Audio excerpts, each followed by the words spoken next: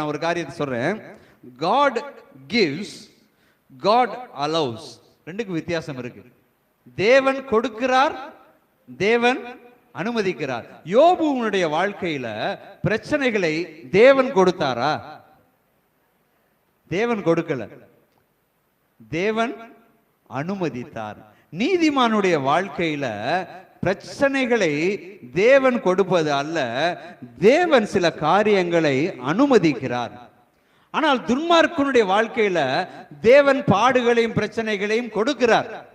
அப்ப ஒரு பிரச்சனை வருது அப்படின்னா நீங்க முதல்ல கர்த்தரை தேடுகிறவன் நான், கர்த்தரை நம்புகிறவன் நான், கர்த்தரை விசுவாசிக்கிறவன் நான்.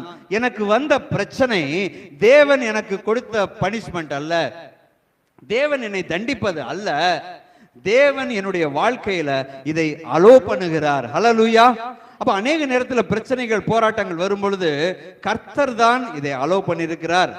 ஏன் தெரியுமா? என் வாழ்க்கையில நான் முன்னேறி செல்வதற்கு இந்த பாதைகள் ரொம்ப முக்கியமானது. யோசேப்பினுடைய வாழ்க்கையில அவ்வளவு பிரச்சனைகள் போராட்டங்கள் வந்தது. அவனை உயர்த்த வேண்டும் என்கிற எண்ணம் தேவனுக்கு இருந்தது.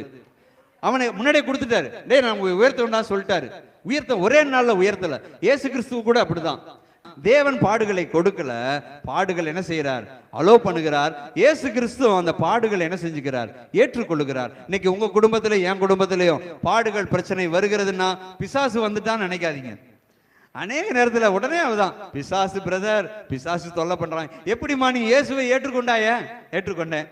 ஜெபம் பண்றியா? ஜெபம் பண்றேன். பைபிள் வாசிக்கிறேன். கர்த்தருக்கு உண்மையா இருக்கியா? இவ்வளவு இருந்து பிசாசு என்னைக்காச்சும் உள்ள வந்திருக்கான்னு பைபிள்ல போட்டிருக்கா? அநேக நேரத்தில் சொல்லுவாங்க, நான் நீ பிசாசு துரத்த போயிட்டு வந்தனா பிசாசு உங்களை வந்துடும். நீ ஒரு கால் வலிக்காக ஜெபம் பண்ணிட்டு வந்தனா கால் வலி உனக்கு வந்துடும்.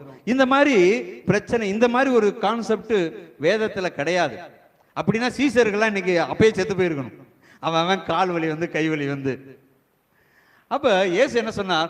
நான் உங்களுக்கு பிசாசை மேற்கொள்ளக்கூடிய அதிகாரத்தை உங்களுக்கு கொடுக்கிறேன், ஒன்றும் உங்களை சேதப்படுத்தாது. ஹல்லேலூயா. அப்ப நீ என்ன காரியம் இயேசுவுக்காக செஞ்சாலும் அதன் மூலமாய் பிசாசு நம்மளை தாக்குவான் அப்படின்ற ஒரு கான்செப்ட் வேதத்துல கிடையாது. ஆனா உலகத்துல அந்த பாக்குறாங்களா, மை வைக்கிறான், என்ன செய்யறான், சூனியம் பண்றான், எல்லாம் பண்றான்ல, அவன் தான் சொல்லுவான். அவனுடைய கான்செப்ட் தான் அது, பிசாசின் கான்செப்ட். இயேசுவை ஏற்றுக்கொண்டு இயேசுவுக்காக நான் ஒரு காரியத்தை செய்றேன், அதுல சில பிரச்சனைகள் வருகிறது அப்படின்னா பிசாசு கொண்டு வந்து விட்டான் என்பது அல்ல. கர்த்தர் சில காரியங்களை அனுமதிக்கிறார். இந்த காரியத்திலிருந்து என் குடும்பத்தை மீட்டெடுப்பார். கர்த்தர் நிச்சயமா என்னை உயர்த்துவார்.